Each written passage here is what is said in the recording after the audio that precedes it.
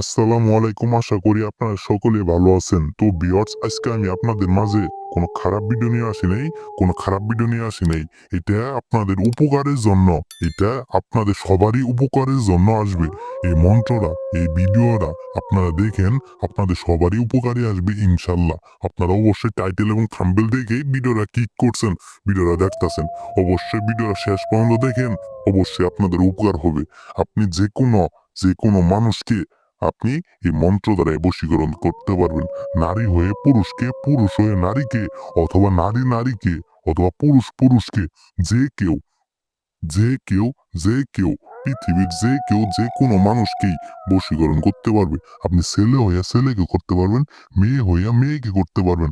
আপনার যাকে পছন্দ, যাকে আপনি বশ করতে চান, যে আপনার কথা শোনে না, যে আপনার অবাধ্য,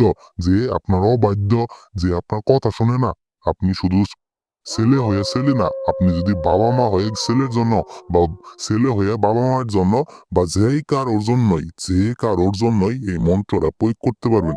আপনি এই মন্ত্রটা প্রয়োগ করতে পারবেন যে কোনো মানুষের জন্যই। আপনার বশ কইরে, আপনার বাধ্য করাইতে পারবেন, আপনার কথা মতো নাচাতে পারবেন, আপনার কথা মতো চলাইতে পারবেন। যে মানুষটা আপনার কথা শোনে না, আপনাকে দেখতে পারে না, আপনাকে চোখের বিষ করে রাখে, আপনি চান যে সে আপনাকে ভালোভাবে ব্যবহার করে, আপনি যেন তাকে ভালোভাবে কথা শোনাইতে পারেন।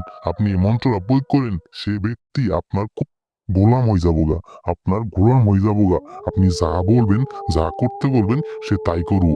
ব্যাস, মন্ত্র আমি পাঠ করে দিতেছি, আমার সঠিক নিয়মে মন্ত্রটা পাঠ করবেন।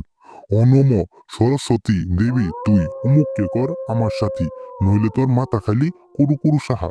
বেশ, মন্ত্র আমি আবার পাঠ করে দিই। ওম নম সরস্বতী দেবী তুই অমুককে কর আমার সাথী, নইলে তোর মাথা খালি কুরু কুরু সাহা। এই যে অমুককে, অমুকের জায়গায় সেই ব্যক্তির নামটা বলবেন। আপনি যাকে বশীকরণ করতে চাইতেছেন, আপনি যাকে বশ করতে চাইতেছেন, তার নামটা বলবেন। তার নামটা বইলে আপনি শুধুমাত্র আপনি 3টা বার মন্ত্রটা পাঠ করবেন। শুধুমাত্র 3টা বার পাঠ করবেন। আর কিছুই লাগবো না, তার ছবিও লাগবো না, তার কিচ্ছু লাগবো না। শুধু এই মন্ত্রটা 3টা বার পাঠ করবেন। শুধু এই মন্ত্রটা 3টা বার পাঠ করবেন। যে কোনো বারে পাঠ করতে পারবেন, যে কোনো বারেই পাঠ করতে পারবেন। তবে অবশ্যই এটা রাত্রে পাঠ করতে হবে। রাত 1টার পর, যে কোনো বার, যে কোনো সময়, রাত 1টার পর পাক পবিত্র হইয়া আপনি এই মন্ত্রটা উজু কইরা এই পাঠ করবেন। 3টা বার পাঠ করে আকাশ দিক 3বার ফু দিবেন।